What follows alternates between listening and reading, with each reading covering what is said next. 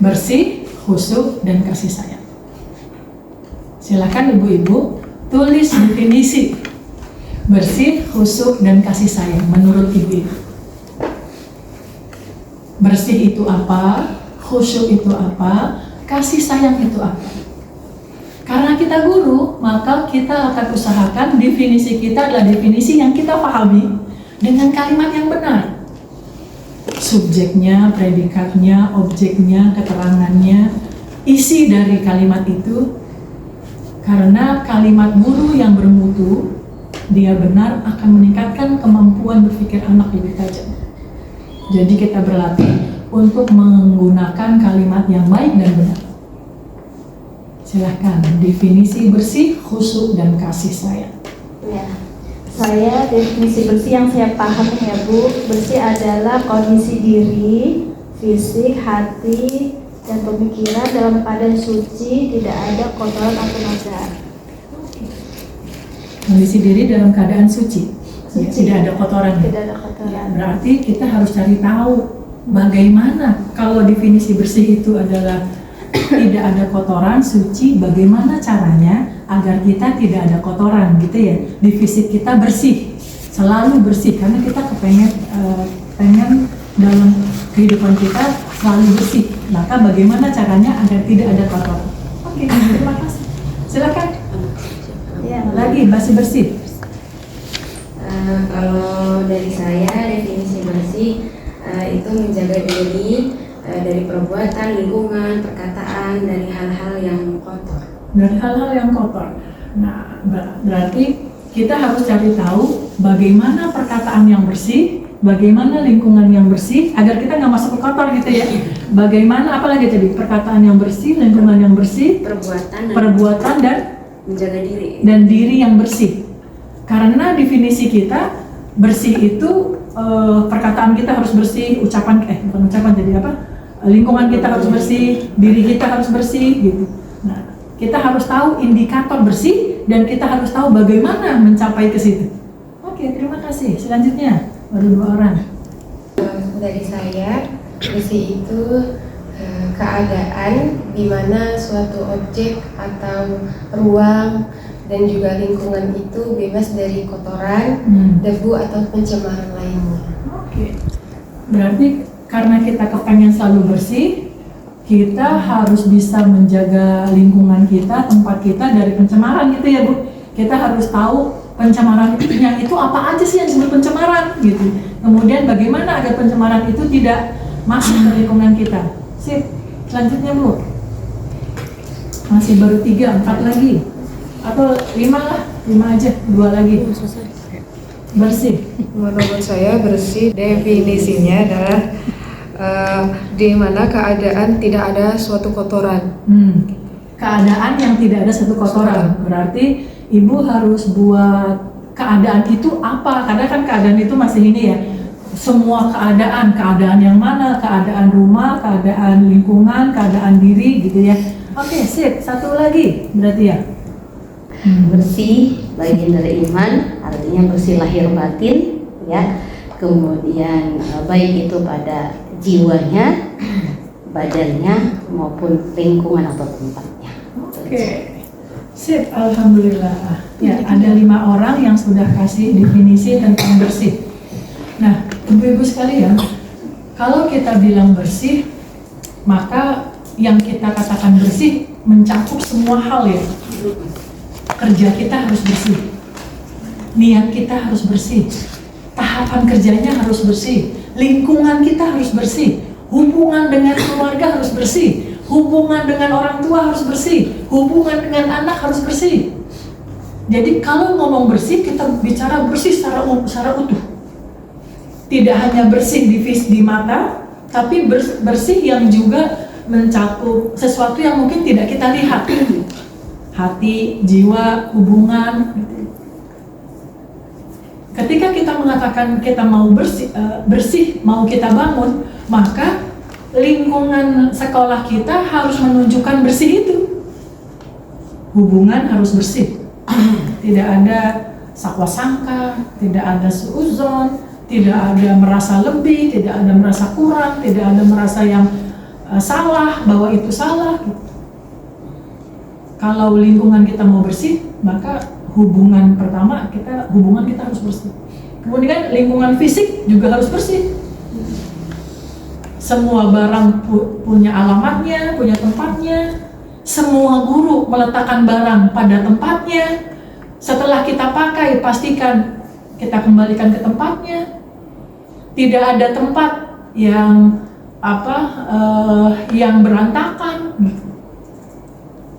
Maka ketika kita mengatakan bersih, lingkungan kita juga harus bersih. Kemudian kalau kita mau membangun bersih, hati kita juga bersih. Niat kita tahu niatnya. Niat kita untuk mengajar harus bersih. Hati kita tidak ada iri, tidak ada dengki, tidak ada benci, tidak ada sebel. Marah sekali-sekali boleh, tapi ngomong. Ya namanya manusia lah, nggak ada konflik, nggak mungkin lah. Boleh ada konflik, tapi bicara biar bersih.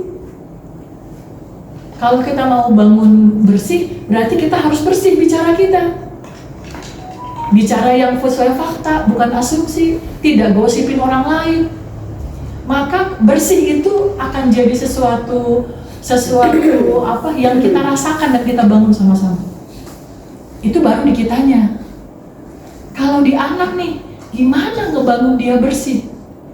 Kita kepengen anak kita ketika bekerja tujuannya bersih. Jelas tujuannya. Bukan sekedar iseng. Ngapain kamu gitu-gitu? Iseng aja. Nggak ada yang iseng. Untuk bisa membuat anak nggak iseng, anak kelas 1 itu aktivitas yang dia pilih harus bertujuan. Jadi kalau ada anak kelas 1 yang masih buang-buang tisu, kenapa? Iseng. Dia belum siap jadi anak kelas 1. Anak yang ikut aturan, anak kelas 1 itu, anak umur 7 tahun sudah siap ikut aturan. Anak 7 tahun itu sudah siap ikut aturan. Anak 4 tahun, jalannya itu udah nggak jinjit, jalannya sudah menapak. Maka dia udah siap tuh belajar sholat. Kalau anak 3 tahun, ya masih ikut-ikutan. Tapi 4 tahun dia udah napak gitu. Dia udah siap ikut sholat. Tapi belum ikut aturan. 7 tahun dia siap ikut aturan.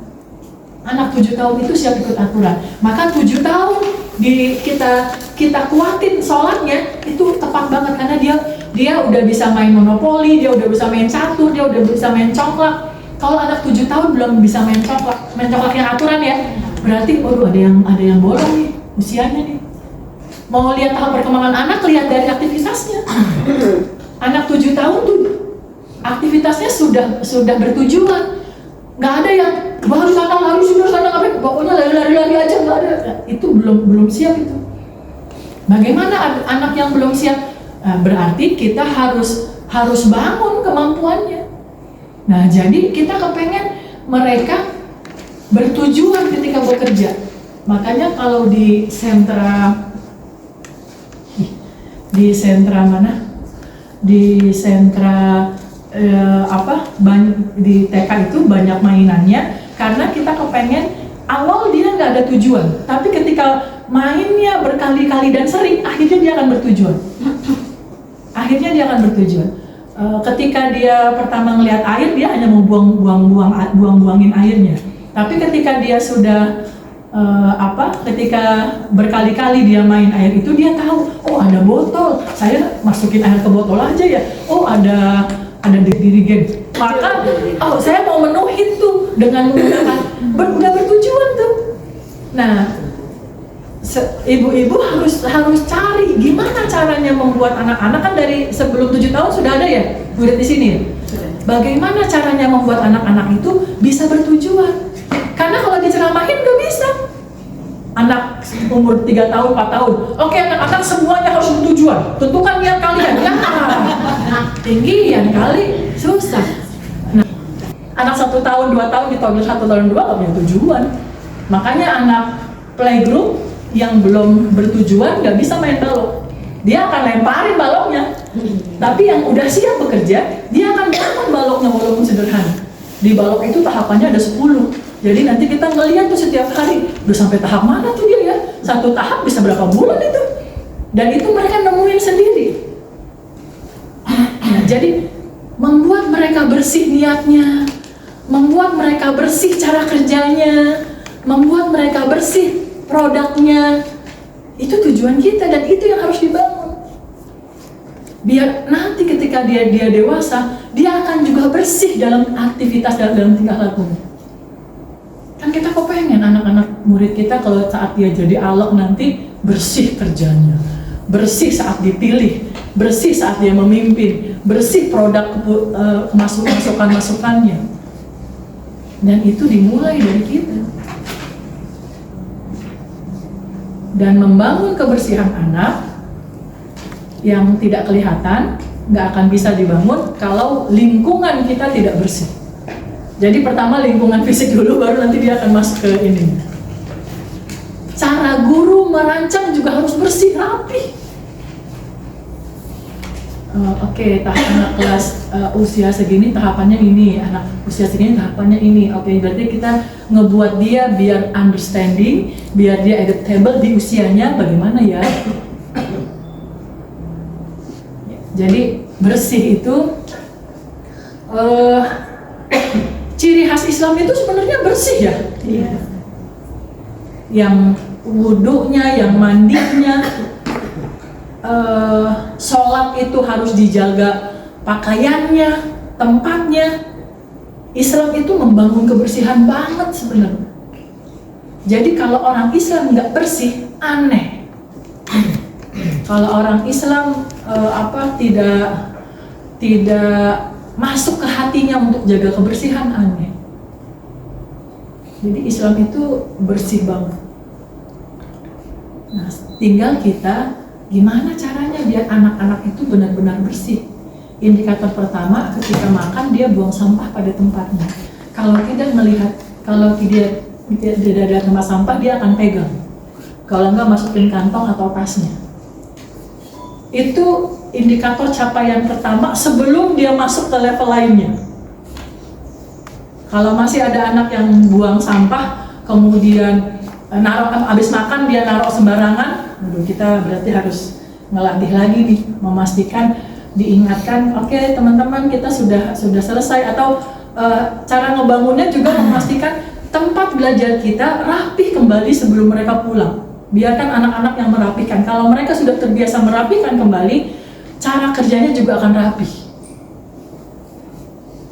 Jadi membangun anak bersih itu dari hubungan gurunya, mental gurunya bersih, fisiknya bersih, lingkungan, semua tempat, semua alat itu ada tempatnya, itu akan membuat dia bersih. Dan anak yang bersih, kerjanya juga akan bersih. Jadi enggak main-main ketika Allah bilang Allah mencintai orang yang bersih ya, bukan basa-basi itu. Ketika kita disuruh menjaga kebersihan itu bukan basa-basi. Memang sesuatu menjaga kebersihan fisik itu awal dari kebersihan hati, kebersihan pikiran. Nah, sekali lagi 18 sikap ini nggak harus satu ya, sayang lo harus satu. Oke, tema bulan ini bersih, ya tanggung jawab hormat mutunya ya sayang lah. Karena semua bisa jadi satu, setiap aktivitas bisa dilakukan. Sekarang definisi khusyuk, silakan yang belum. Tadi itu. Pertanyaannya terakhir ya Ustaz. Apa? Kalau ada pertanyaan terakhir. Oh, mau sekarang juga boleh. Sekarang aja langsung deh. Daripada lupa. Bu Dalia mau bertanya. Terima kasih Bu Ila. Mau nanya boleh. Mau nanya dulu. Sambil yang lain silakan. Silakan. Silakan Bu Dalia. Saya mau tanya dulu. Biar nggak kelewat. Boleh. Ya, baik Ibu ya. Tadi kalau menghayati bersih ini kan luar biasa ya. Saya masih belajar juga, Ustaz Ibu belajar untuk membersihkan diri jiwa saya gitu kan. Yang kedua, contoh misal di belakangnya Ibu itu ada coretan, misalnya begitu. Kita kan menjaga lingkungan selain diri kita. Iya. Nah, ada nggak tahap-tahap yang perlu tentu dipahami oleh guru, seorang pendidik ketika kita mau menyampaikan, mengajarkan kepada anak didik kita ataupun siapa itu gitu, agar menjadi anak itu menjadi paham gitu. Nah itu gimana? Ada nggak tahap-tahapnya Ustazah? Nah, Oke. Ibu-ibu membuat anak memahami sesuatu, menjadi karakter itu kan nggak bisa langsung tiba-tiba ya, dan tidak bisa hanya lewat ceramah saja. Kalau sudah dewasa mungkin bisa, tapi ketika anak-anak belum bisa, dia fokusnya, pemahaman katanya, nyangkol ke otaknya belum bisa. Ini dinding akan bersih kalau ibu-ibu tuntas di fungsi benda, di mana kita menggambar, bagaimana menggunakan pensil, itu kalau ibu-ibu tuntas di fungsi benda. Fungsi benda itu harus clear, dan ibu-ibu harus memastikan pertama itu kan mereka mengenal nama-nama benda dan fungsinya, bukan hanya nama. Kalau nama doang mah ya sayang lah. Jadi pastikan Nabi Adam itu yang pertama disuruh kan nyebut nama-nama benda dan fungsinya.